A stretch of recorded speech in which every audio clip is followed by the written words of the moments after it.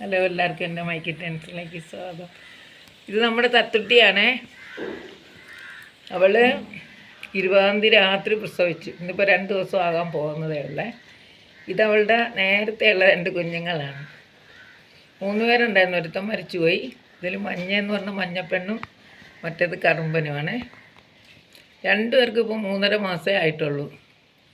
ഈ തത്തയാണെങ്കിൽ അവരെ 2 മാസം ആകുന്നതിന് മുമ്പ് തന്നെ എനിക്ക് വന്ന് അവൾ പ്രഗ്നൻ്റ് ആകുമ്പോൾ മുതൽ അവരെ അകത്തി കളഞ്ഞു. പാലും കൊടുക്കൂല, മാത്രമല്ല വഴക്കും മുഖത്തൊക്കെ ആയിട്ട് അടിയൊക്കെ കൊടുക്കുമായിരുന്നു.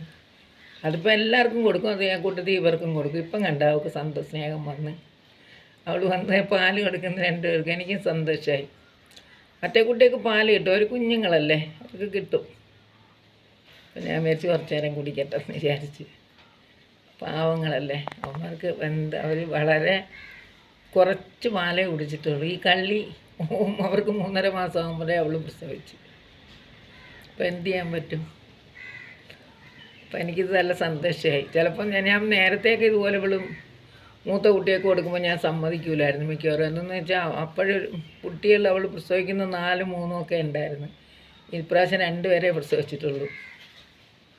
അതുകൊണ്ട് നോക്കിയ കയ്യൊക്കെ ഇട്ട് അമർത്തി കുടിക്കുന്നുണ്ട്. തടിയന്മാർക്ക് ഭയങ്കര തത്തേ അധിക നേരം കൊടുക്കണ്ട കേട്ടോ. തത്ത നിൻ്റെ കുഞ്ഞുങ്ങൾക്കും വേണ്ടേ.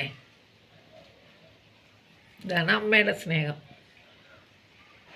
അല്ലേ തത്തമ്മ? ഇതാണടി നിൻ്റെ സ്നേഹം. അവളുടെ കണ്ണ് കണ്ട, പൂച്ചക്കണ്ണി. ഇതാണ് തത്തമ്മ സ്നേഹം അല്ലേടാ, തത്തമ്മ സ്നേഹം. ഇതാണ് തത്തമ്മ സ്നേഹം.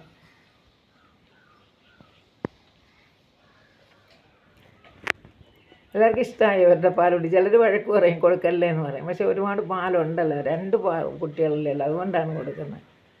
എല്ലാവർക്കും ഇഷ്ടമായെന്ന് വിചാരിക്കുന്നു. ബൈ.